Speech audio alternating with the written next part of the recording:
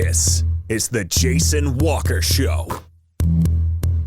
Two-time National Sports Media Association Montana Sportscaster of the Year and three-time loser, the Jason Walker Show. The best local and statewide sports coverage, featuring the biggest guests from Montana. Flint Rasmussen joining us here on the Jason Walker Show. He's freaking exhausting, too. You used to dance a lot more. Yeah, I know, lady. I'm 51 years old now. The NAI Hall of Famer Mike Van Diest joining us here, Jason Walker Show. And is it just a deal where quarterbacks have to be good golfers? Well, that's all they have time for. They don't work out. They don't lift weights.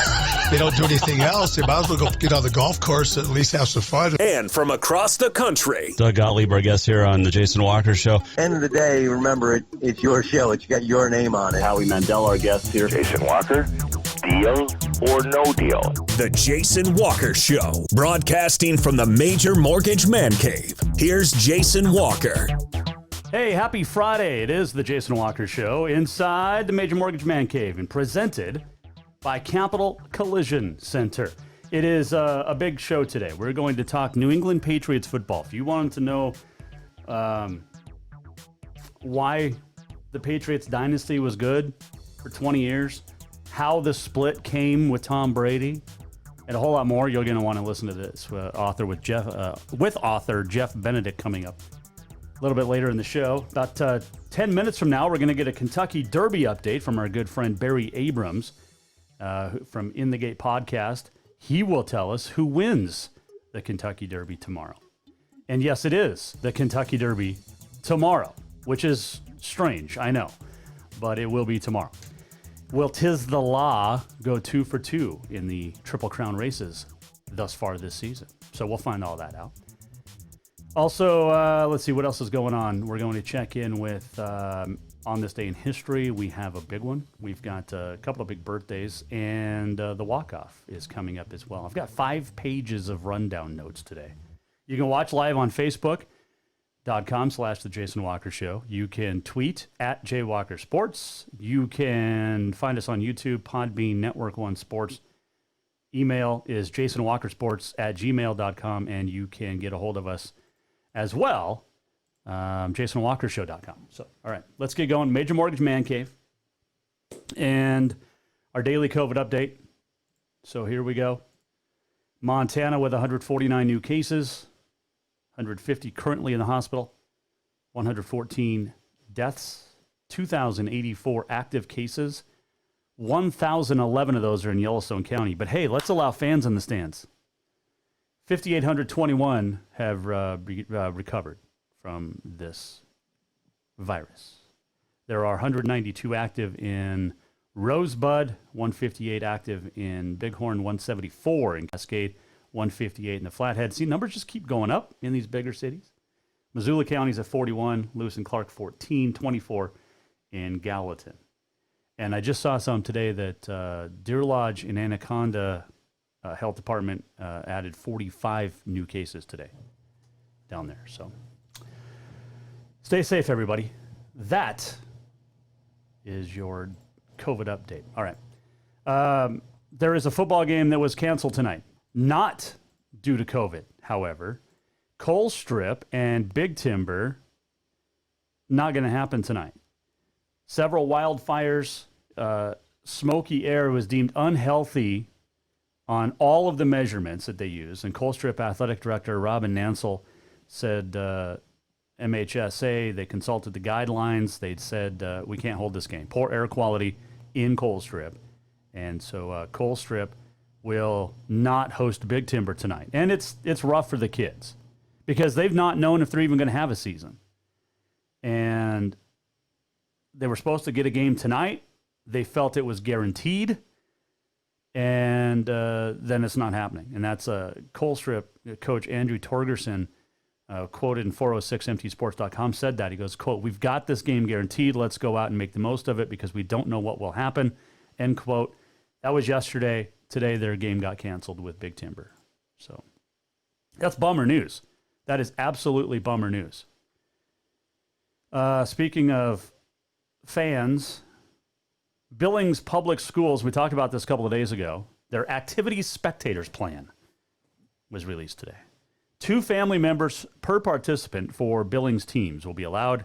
Out-of-town fans not admitted. And there you go. So Lewis and Clark County made amendments yesterday that they're going to allow fans. We just don't know the numbers yet. Season starts next week. There were scrimmages last night in the Queen City, Capitol, and Helena High both. And no fans were allowed there. But that's okay. It was a scrimmage. There are other games tonight, which is good news. Corvallis and Hamilton will play in Corvallis. That's a big game in Class A. Blue Devils beat Stevensville last week. Flint Creek will take on Mission tonight. Is that right? So there you go. Townsend will host Eureka, which was a 14-0 winner over Bonners Ferry, Idaho last week. They had to get special permission to go to Idaho and got the win. Who played at Salmon? Somebody played at Salmon last week too. Jefferson and Whitehall will play tonight, a non-conference game. Remember, Jefferson lost all of its 3 non-conference games earlier. And 2 weeks ago, they lost those games. So they're going to play a non-conference game with Whitehall. Just they're in the same league, same division. So that's okay. But they couldn't play anybody from the West. So there you go. Big stuff. What else in this? There was a volleyball match last night, and it was kind of a shocker. Joliet, in a rematch of the State B title game or match last year in November, Huntley Project beat Joliet to go back-to-back and was that the 3rd straight championship last night? Well, last year. Well, Joliet won last night over Huntley and snapped the Red Devils' win streak at 101. Yeah, they had won 101, a state record. So the Jayhawks get the win in 5. And it's a big win. It's the first win, according to Joliet coach Colette Weber, the first win for the Jayhawks over the Red Devils in 14 years. How about that? But huge, huge stuff. They'd won their 100th match in a row.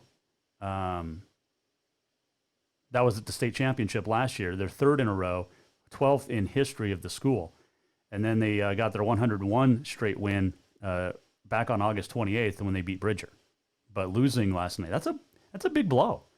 But they can reset and move on from there. And hopefully be okay. All right, so we're having some issues with the YouTube. We're having some issues with Podbean. We're having some issues just in general. Technology's great when it works, and not so much when it doesn't. So good luck to all the teams in action tonight across the state. They're, speaking of across the state, had a good golf round today and yesterday. Going to be out golfing tomorrow. Supposed to be really nice, like record highs tomorrow. And then they're talking snow level about 5,000 feet, 6,000 feet on Monday, Labor Day. They're talking 70 inches possible around 7,000 feet up at Glacier, where they have a winter storm watch in effect. Yeah. Oh, man. It is that time of the year in Montana. And I talked about this before, but I remember getting snowed on August 22nd, 1992, 22nd, 23rd. It was crazy. It was nuts. We got like 8 inches of snow. It went away the next day, obviously. But, yeah, fun. But that's Montana, and I've seen snow in every month of the year. So, fun stuff. All right. I can't wait to talk with Jeff Benedict. You're going to enjoy this interview. He wrote a book. It's called The Dynasty, about the New England Patriots, and discusses the breakup, how they were able to hold the team. Not many people know this about the Patriots. They were very close to moving to Hartford, Connecticut years ago. like within the last 25 years. And within the last 20 years. It's nuts. It's nuts to know how close they were. And Jeff Benedict will describe all that a little bit later on. But when we return, we're going to talk Kentucky Derby. It was supposed to be the first Saturday in May. It is now the first Saturday in September. It is the second instead of the first running of the Triple Crown. And I want to ask Barry Abrams, if 'tis the law was to go on and win the Triple Crown, will there be an asterisk next to it? Because it's been a weird year for horse racing, for everything. Barry Abrams, In the Gate podcast, ESPN, will join us next here on the Jason Walker Show, presented by Capital Collision Center. New vehicles keep coming, and Capital Collision Center keeps earning certifications to repair them. They're Helena's newest GM-certified facility. No matter the make or year, they repair your car to manufacturer's standards and requirements, maintaining its safety and value. Montana state law says it's your vehicle and it's your choice where you have it repaired. Choose Capital Collision Center, certified in GM, Subaru, and Nissan, and Helena's only shop certified in Honda, Acura, and Ford. When you value safety, go to Capital Collision Center on Euclid. Have you thought about buying a home and just don't know where to begin? Well, when it comes to one of the most important purchases one can make, we understand it can be frustrating and confusing, but it doesn't have to be. Let the Major Mortgage team help you with all your mortgage needs. Major Mortgage means major service, and we would love the opportunity to help you today. Give J.R. McFadden, NMLS number 1246357, a call today at 406-465-1918. Or you can visit him at 2001 11th Avenue, Building A, Suite 3 in Helena. Major Mortgage is a division of AMCAP Mortgage, NMLS number 129122, equal housing lender. Do you love to look at photos of Montana, from animals to landscapes and more? Are you looking for a place to get your senior pictures or family portraits done? Are you a business owner looking to upgrade the decor in your offices? Well, look no further than Mark LaRoe Photography. Mark has been shooting beautiful photos all across the Treasure State, from rodeos to portraits, and would love to work with you. Visit marklaroephotography.com to see many masterpieces of his work, then give him a call to schedule your own photo shoot. Or to purchase one of his fantastic pieces, stop by Spirit of the Big Sky Gallery on Custer in Helena. marklaroephotography.com. Who doesn't love being number one? When your team's dominating the standings, or your favorite band rocks the charts at number one, it feels good, right? Kind of like how it feels when you have auto insurance with State Farm. Because making you feel like number one is an honor your local State Farm agent takes seriously. Through the good times and not so good, your State Farm agent's proud to be here to help life go right. Call State Farm agent Mike Miller in Helena today.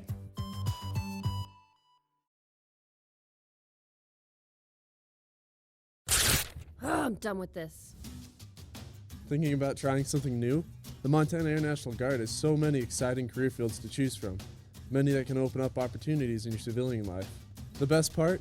You'll be getting paid to learn a new trade skill right here at home. What are you waiting for? Let's get you in school and get you paid. Contact Luke Fecto at 406-788-8962.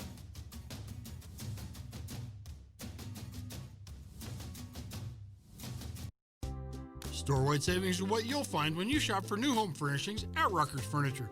This means tremendous values on Helena's largest in-stock selection of home furnishings. When you shop Rucker's, you'll find store-wide savings on the furniture you want for every room in your home. And you'll also find our selection of Serta iComfort, the most comfortable beds in Helena. 12-month financing is available with approved credit on most purchases over $299. Ask for details. You'll find store-wide savings at Rucker's Furniture, 1010 Dearborn, Helena.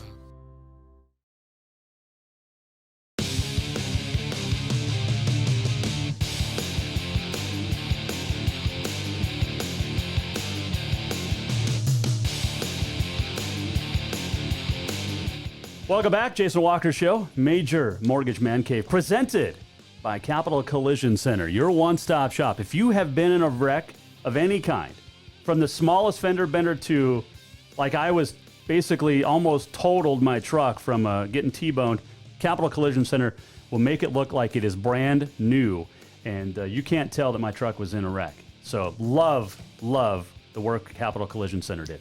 All right. We are going to talk with author Jeff Benedict coming up about the New England Patriots here in a little bit, but also on this day in history on the way.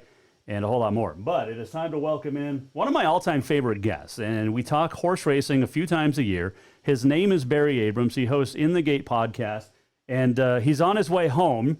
But Barry, appreciate it. I want you to make sure we're driving safe, you're hand-free and all that, right?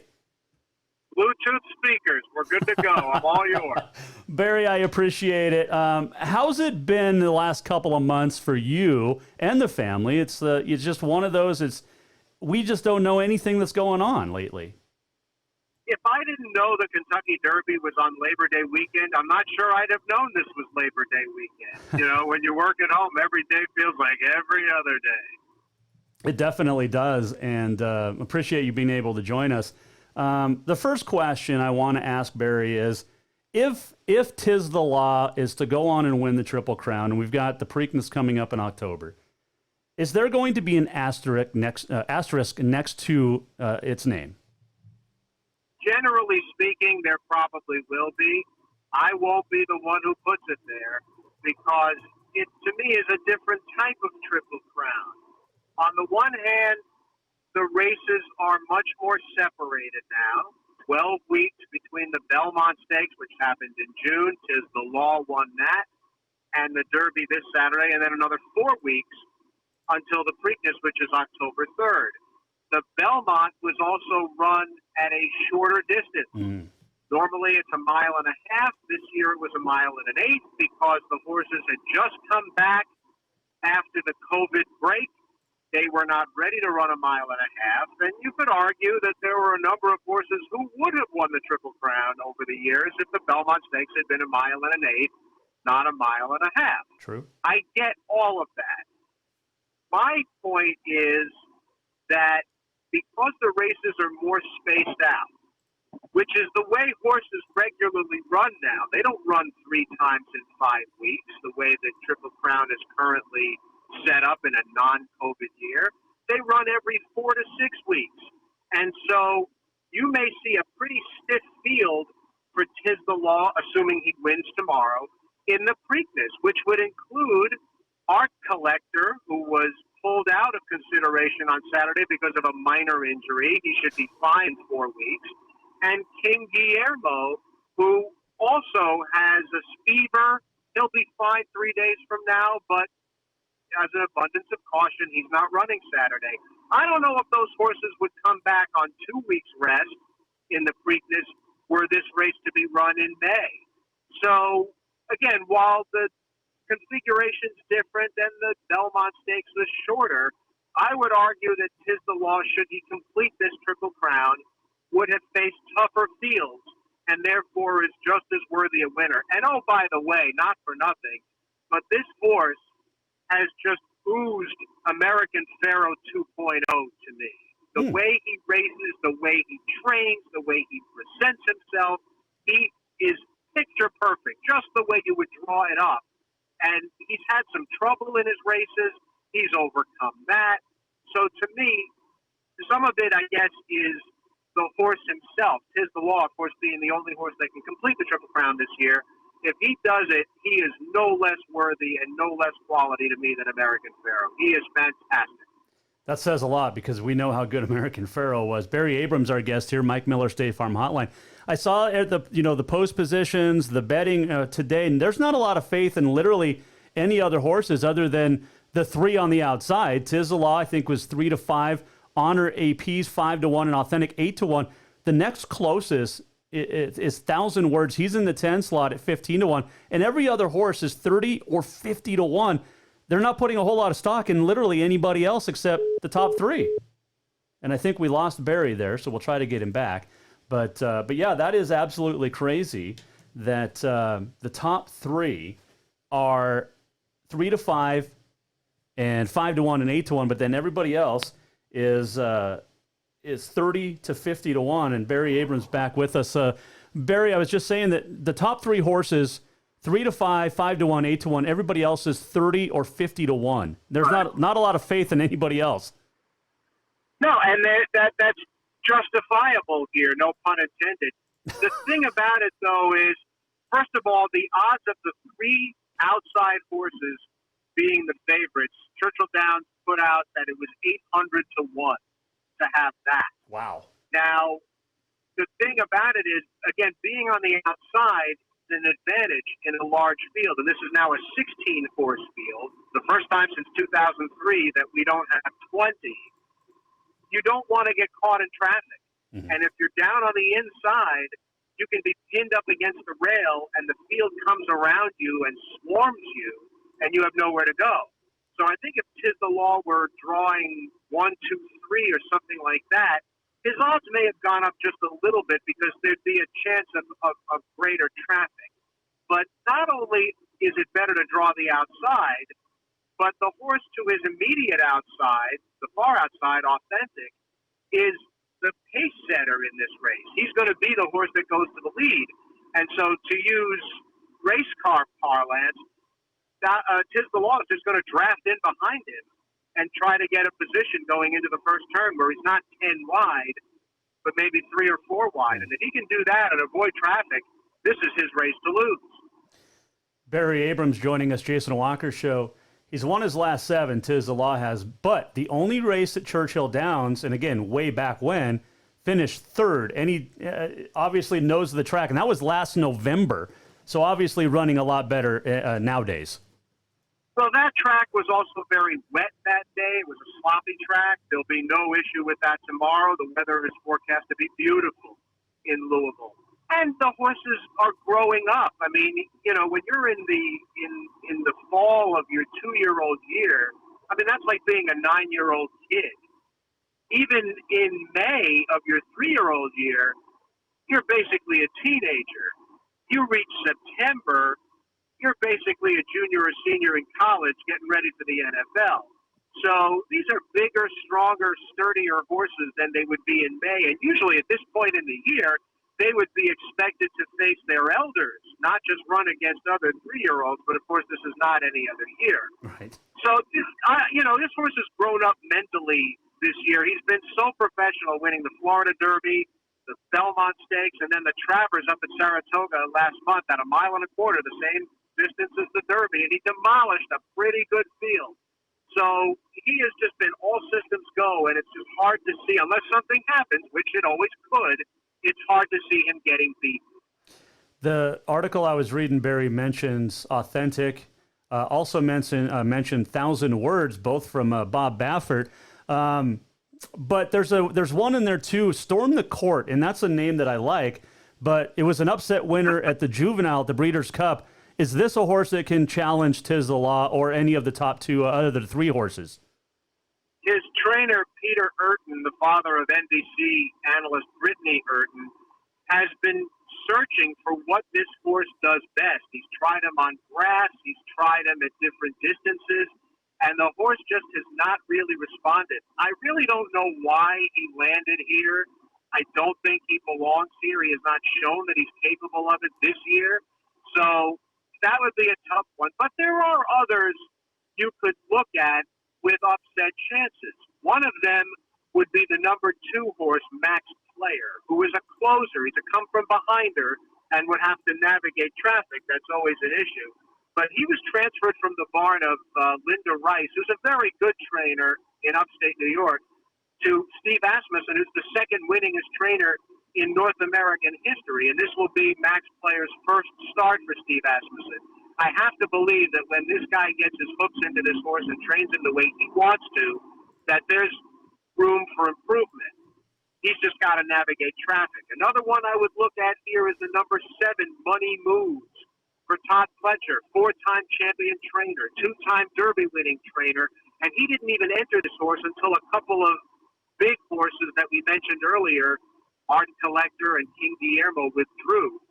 This horse is sneaky good, and he started out at 30-1 on the morning line. According to KentuckyDerby.com, he's somewhere around 14-1 now. Okay. So the public likes him, and I don't know that he can beat 'Tis the Law, but he's certainly better than he opened, and I would take a look at him.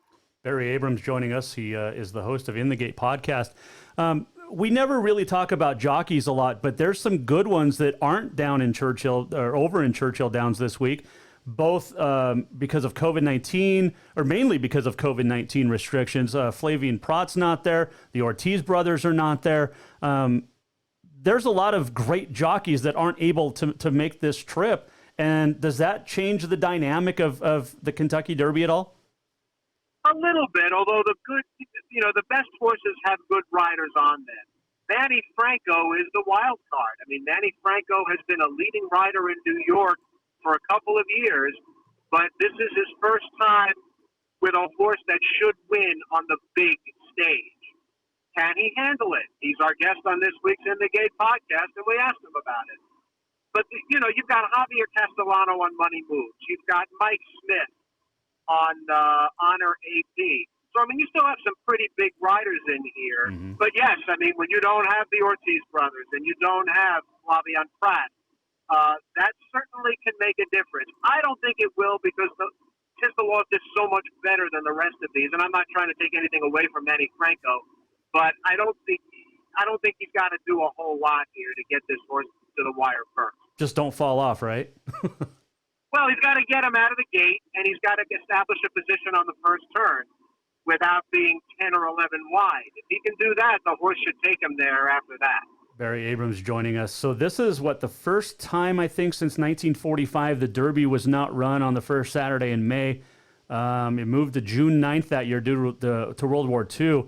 And they ran all 3 races in the Triple Crown that year in consecutive weeks. That is a lot different, Barry, than what we've seen this year. Well, that's what I was saying before, that horses used to be traded. Even when I was in college a long time ago, the Santa Anita Derby was 2 weeks before the Kentucky Derby. And in 1989, when Sunday Silence beat Easy Goer in the Derby and then nipped him in the Preakness in one of the greatest races I've ever seen, it never even occurred to the trainer of Easy Goer, Shug McGahee, not to run Easy Goer in the Belmont. And Easy Goer wound up destroying Sunday Silence and ending his Triple Crown bid. Now, if you don't win the Derby, you're giving your horse 5-6 weeks off, maybe not even see him again till the fall.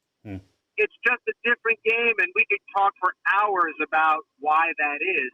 But, yeah, I mean, there were years, a century ago where the Preakness would be run 4 days before the Kentucky Derby. Wow. It happened multiple times. So they're really, the current configuration of the Triple Crown, Derby on the first Saturday of May, Preakness 2 weeks after that, Belmont 3 weeks later, has only been since 1969. Right.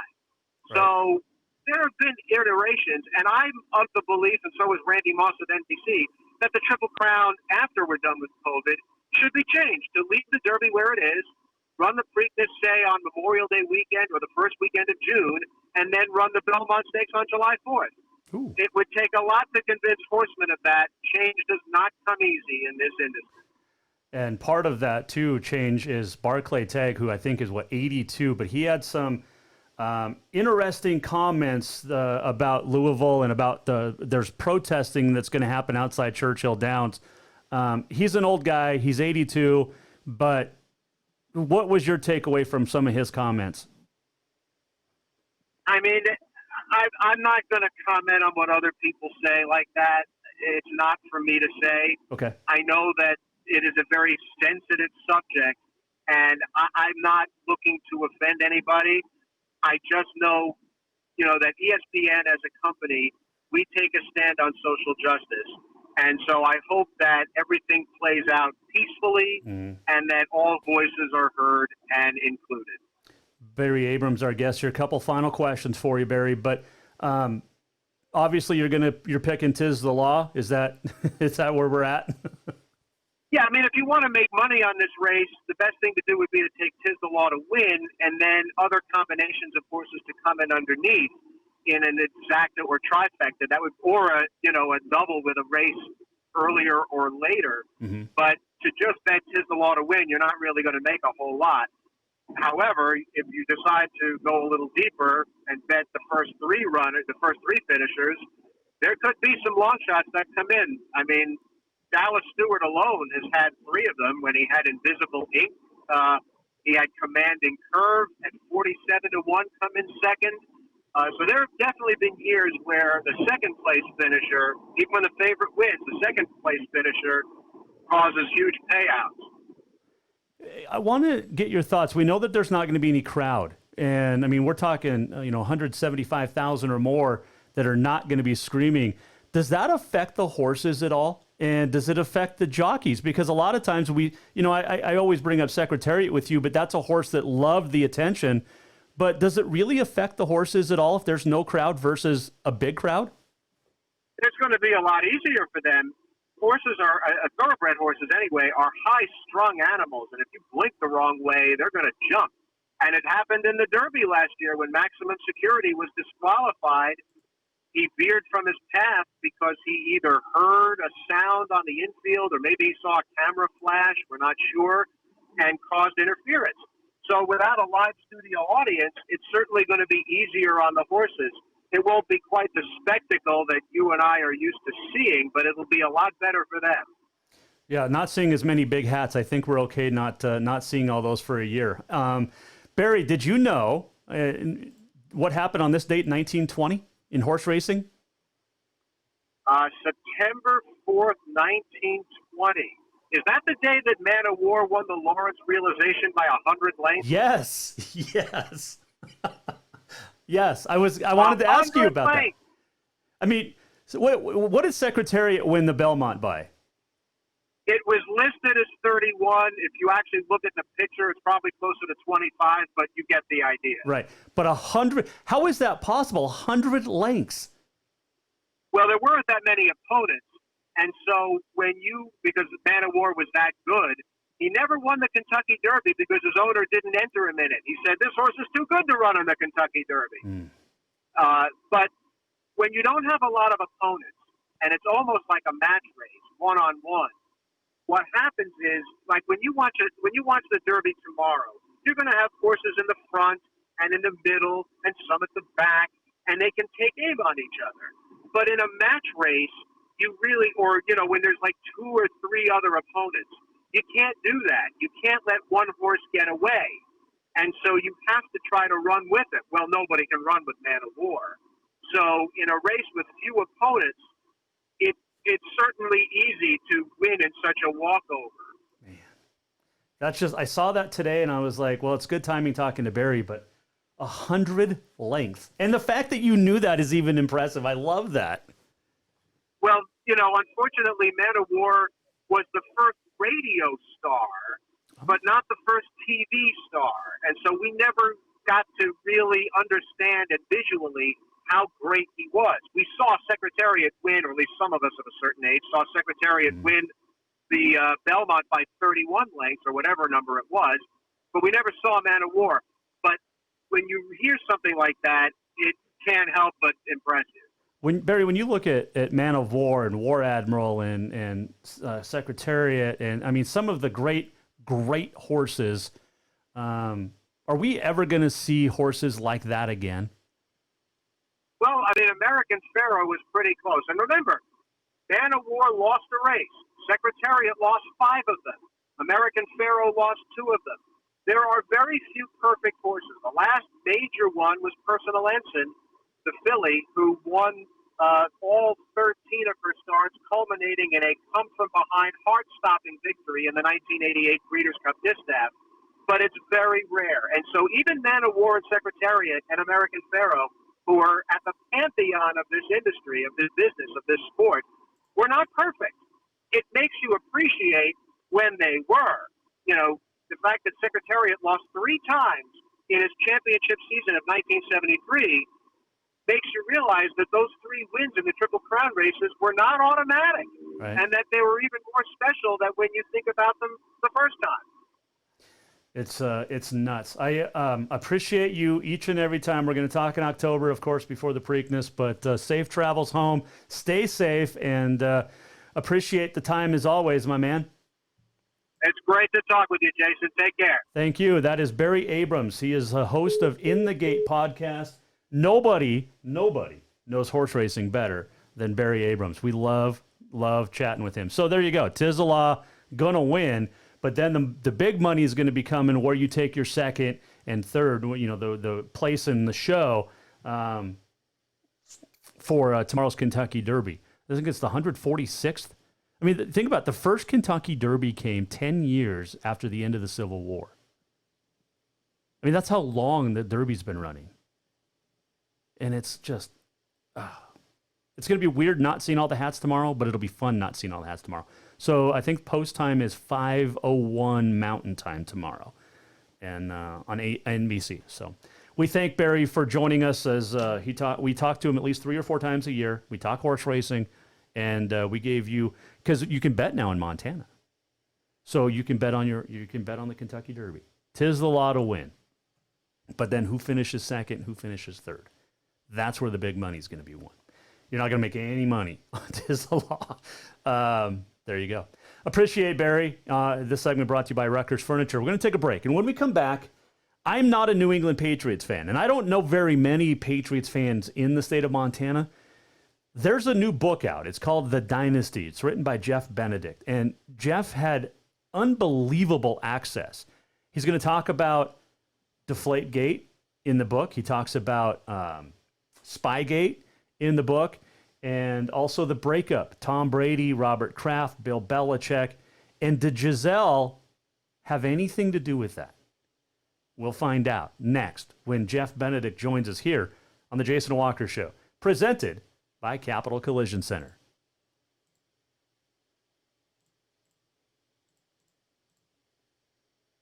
New vehicles keep coming, and Capital Collision Center keeps earning certifications to repair them. They're Helena's newest GM-certified facility. No matter the make or year, they repair your car to manufacturer's standards and requirements, maintaining its safety and value.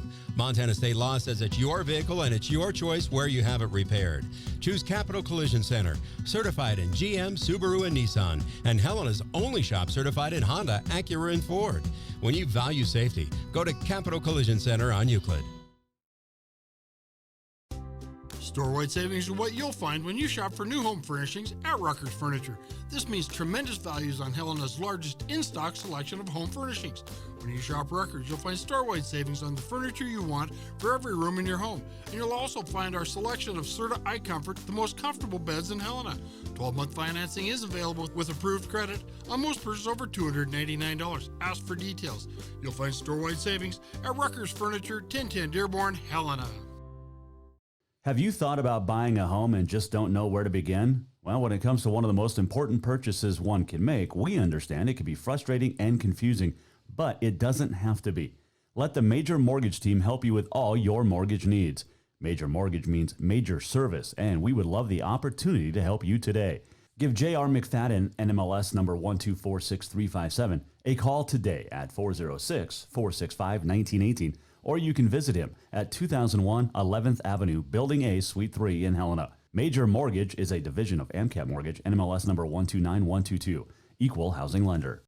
Yes, it's true that Montana is a long way from the Gulf Coast, but you can bring that Cajun flavor home with a stop at Cafe Zydeco. From po' boys to classic sandwiches, Cafe Zydeco has all the best Cajun in town. Are you in the mood for seafood gumbo or crawfish etouffee? Maybe you're craving jambalaya with some shrimp and grits. Head in for breakfast, lunch, or dinner, or call ahead for pickup or delivery. Cafe Zydeco will fix all your southern cravings, even on a chilly Montana day. Cafe Zydeco is a proud sponsor of The Jason Walker Show. Who doesn't love being number one? When your team's dominating the standings, or your favorite band rocks the charts at number one, it feels good, right? Kind of like how it feels when you have auto insurance with State Farm. Because making you feel like number one is an honor your local State Farm agent takes seriously. Through the good times and not so good, your State Farm agent's proud to be here to help life go right. Call State Farm agent Mike Miller in Helena today. Do you love to look at photos of Montana, from animals to landscapes and more? Are you looking for a place to get your senior pictures or family portraits done? Are you a business owner looking to upgrade the decor in your offices? Well, look no further than Mark LaRoe Photography. Mark has been shooting beautiful photos all across the Treasure State, from rodeos to portraits, and would love to work with you. Visit marklaroephotography.com to see many masterpieces of his work, then give him a call to schedule your own photo shoot. Or to purchase one of his fantastic pieces, stop by Spirit of the Big Sky Gallery on Custer in Helena. marklaroephotography.com.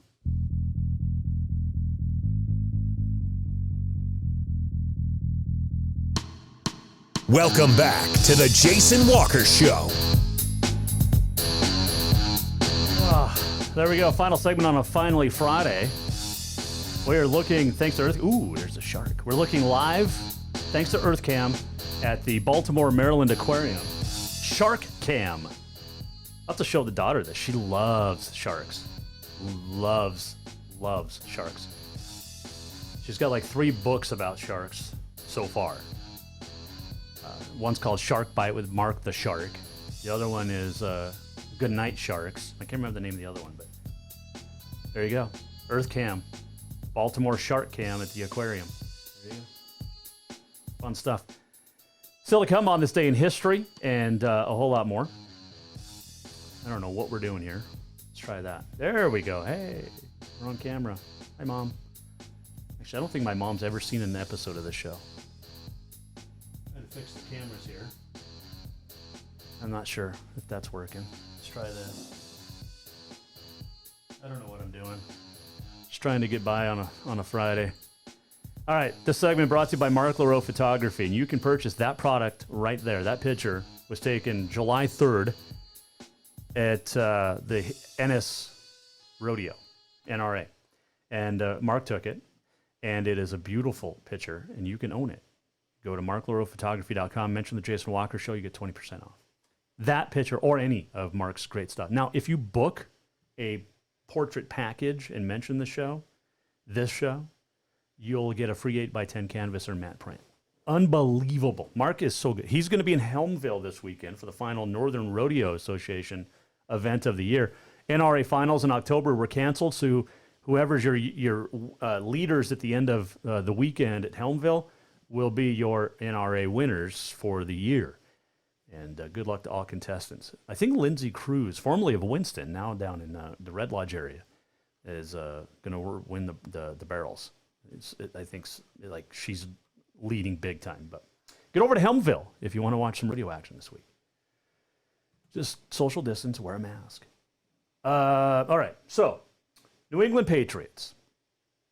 They've won a lot in the last 2 decades, and right around COVID, Tom Brady announced he was moving to Tampa Bay. He was a free agent, and it was a pretty emotional breakup. But what about the stuff before? What about the 20 years before? And the loyalties between Bill Belichick, Robert Kraft, Tom Brady, all of that. Well, there's a guy that wrote a book. He's written a lot of books, including one about Tiger Woods. His name is Jeff Benedict, and he joins us now here on the Mike Miller State Farm Hotline. Well, appreciate you joining us this morning. This is an interesting book that you have written, and you've written some good ones over the years, but why this? Why the Patriots?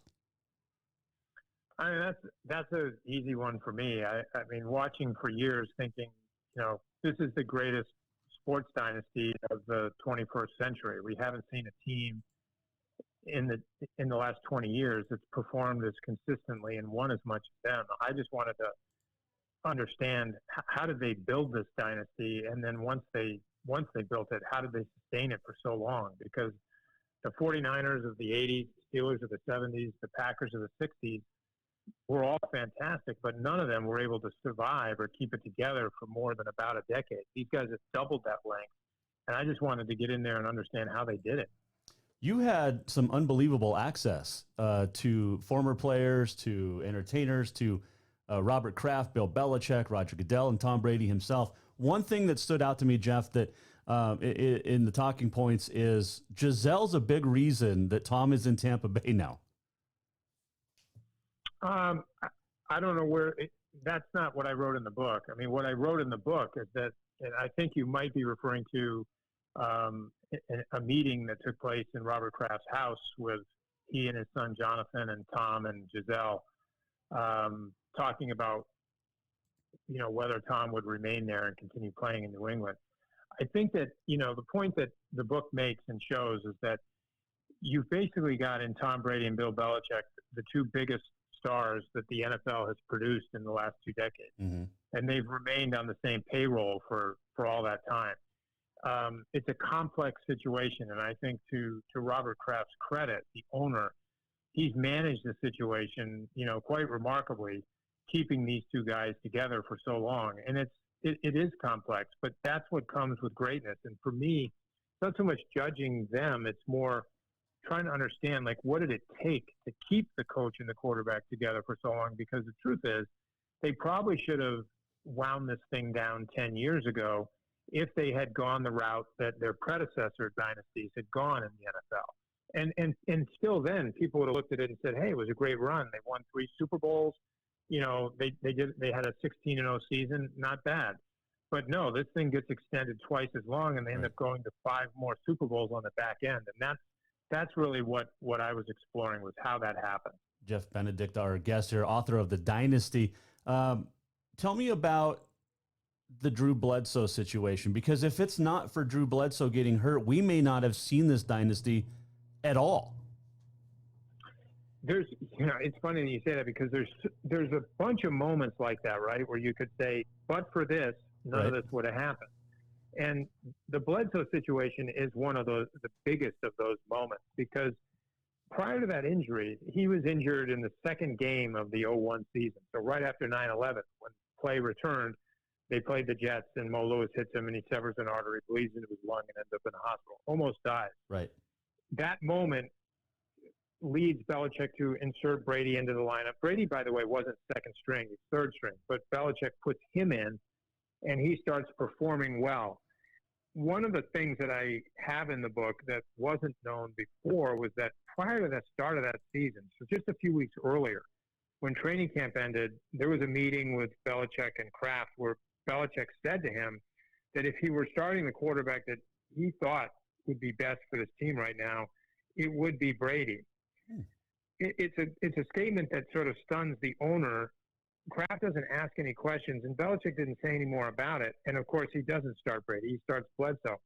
Bledsoe's making $103 million at that point. He's got the largest contract in the NFL, and he's a bona fide superstar and with a cannon for an arm. When he goes down and Brady goes in, the conventional wisdom was that when Bledsoe came back and was medically cleared to play, he'd get his job back, because that's the way it always was. And Belichick does do that.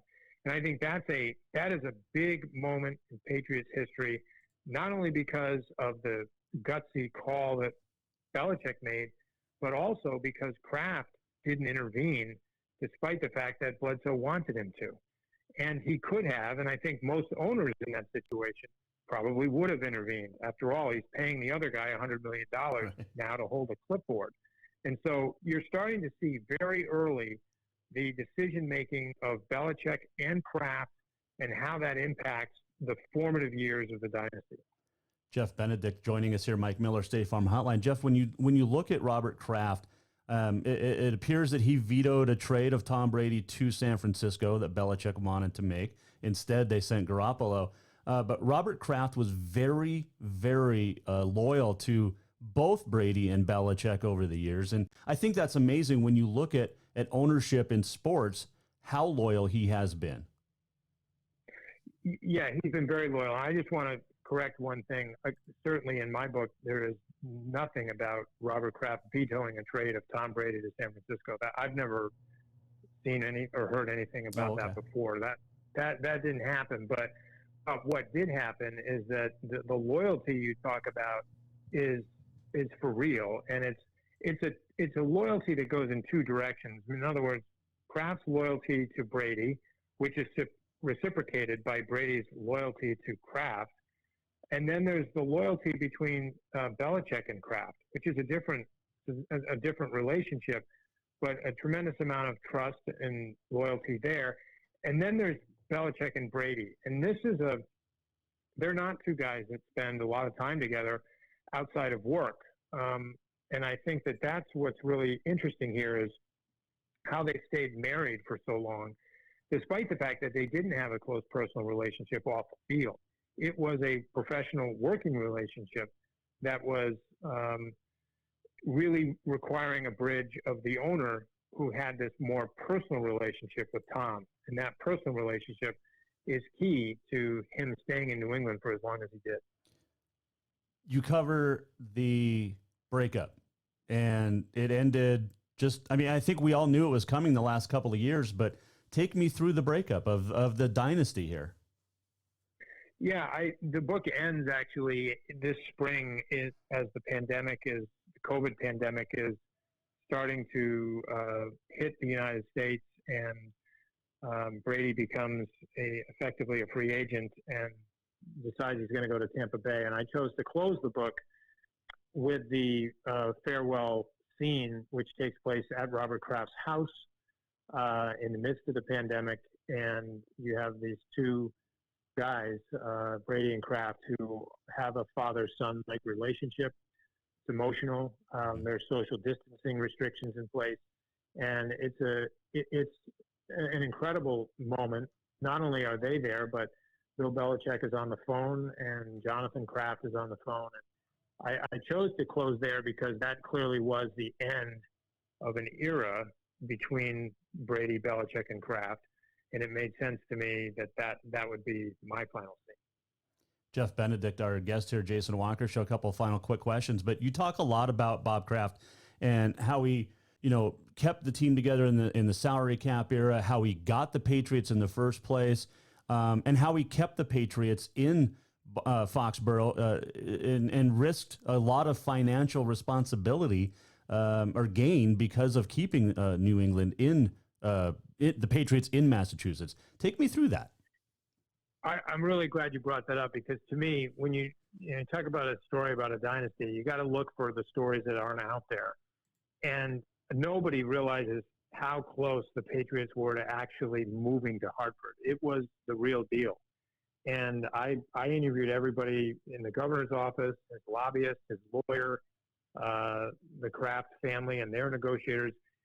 The situation between Governor John Rowland in Connecticut and Robert Kraft as the owner of the Patriots was one of the most fascinating tales in this whole odyssey. And then Roger Goodell's role in this has been really unknown, which is he was dispatched by then Commissioner Paul Tagliabue to go up to Massachusetts and basically in a stealth way work with the politicians in Massachusetts to come up with an offer to basically pull the Patriots back to Foxborough. In other words, they were gone. I mean, they hadn't physically moved, but they had contractually moved. They were going to Hartford. It was not like we might go. No, they were going. Wow. They'd even notified their season ticket holders.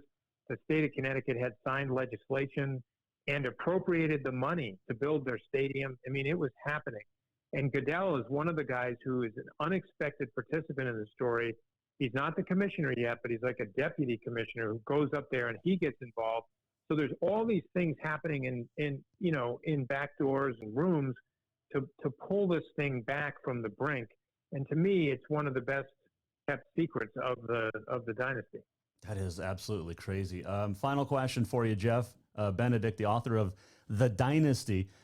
You had access to a lot of audio tapes and videotapes, and when people think of videotapes in the Patriots, they think of Tapegate, Deflategate, all of this stuff. You cover this extensively in your book.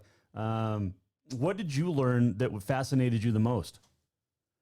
I did cover those extensively. I spent a fair amount of time in both of those situations because they're, as with even Aaron Hernandez, those are part of the dynasty. And I just didn't want to mull over the same ground, though, that everybody already knows. And so when I went to Spygate or Deflategate or Hernandez, I told those stories from the perspective and standpoint of the key characters who haven't talked about it before. So, in other words, how did ownership see and deal with this, which is really fascinating because you're basically in the owner's box at Giant Stadium when a member of the league office comes in and informs Robert Kraft that the Jets during the game have seized tapes from the Patriots videographer on the sideline. I mean, you're there when he finds that out. And then you're in the locker room when he goes down to meet Belichick after the game. And basically from there, just pick it up and follow how all of this plays out. And what I learned, of course, is that there was so much about all this that I didn't know and that I think hasn't been publicly discussed before. It may not change how people think about these things. I don't know. But I do think it is going to shed new light and give more perspective to both of those scenarios. Well, I'm looking forward to reading it. It is called The Dynasty. The author is Jeff Benedict. Appreciate you joining us. And I'm looking forward to your next book. Thank you very much. Appreciate it. Jeff Benedict joining us. And if you missed anything because of the internet being absolutely terrible, the whole interview in its entirety, along with the entire show, will be posted up at jasonwalkershow.com before 6 o'clock tonight, hopefully. So anyway, interesting stuff. Very interesting. And you know, like you said, you don't realize how close the Patriots were to moving to Hartford, Connecticut from Foxborough, New York, Massachusetts, or just outside Boston anyway. But they play at Foxborough. But it's crazy when you think about how close they were. But get the book. It's called The Dynasty. If you love the Patriots, if you hate the Patriots, I think it's worth your time. And great author. Jeff Benedict's written some unbelievable books, including one about Tiger Woods. So there you go. All right, let's get to On This Day in History. It is September the 4th, 2020. And today is National Food Bank Day. It is Lazy Mom's Day, Macadamia Nut Day, Newspaper Carrier Day. The first newspaper carrier was on this date, and I can't remember the year, but it was a 10-year-old. Wildlife Day, College Colors Day, and Chianti Day with some fava beans. I was watching Silence of the Lambs last week. Great movie. You know my college colors, blue and gold, MSU, right? You heard Barry Abrams mention it. 1920 on this date, Man o' War won the 1 5/8 mile Lawrence Realization Stakes at Belmont Park by 100 lengths. Yeah, you heard that right. 100 lengths. 1922, Paavo Nurmi, the flying Finn, 2,000 meters, world record 5:26.3. Guy was so good. 1923, Sad Sam Jones of the Yankees had a no-hitter against Philadelphia A's.